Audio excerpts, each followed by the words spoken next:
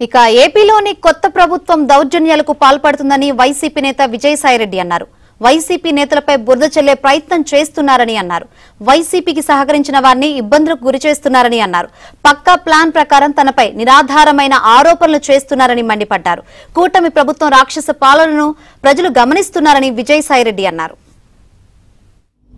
వచ్చినటువంటి కొత్త ప్రభుత్వం ఆ యొక్క పార్టీ యొక్క గుండాలు గాని రౌడీ ఎలిమెంట్స్ గాని ఆ పార్టీ యొక్క కార్యకర్తలు గాని ఎలా దౌర్జన్యాలు చేస్తూ ప్రతి ఒక్కరిని వైఎస్ఆర్ కాంగ్రెస్ పార్టీకి సపోర్ట్ చేసినటువంటి ప్రతి ఒక్కరిని ఇబ్బందులకు గురి చేస్తూ తీవ్రంగా కొడుతూ కుటుంబాలను నాశనం చేస్తూ ప్రజలందరూ కూడా గమనిస్తా ఉన్నారు.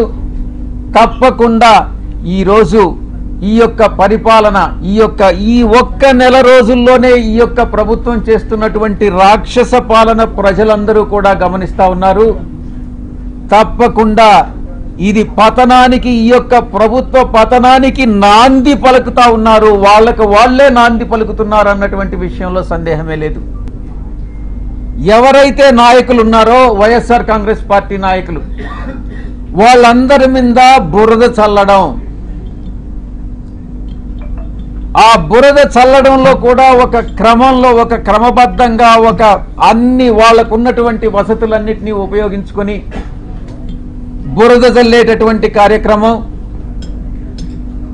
ఆరోపణలు నిరాధారమైనటువంటి ఆరోపణలు చేసేటటువంటి కార్యక్రమం చేపడతా ఉన్నారు.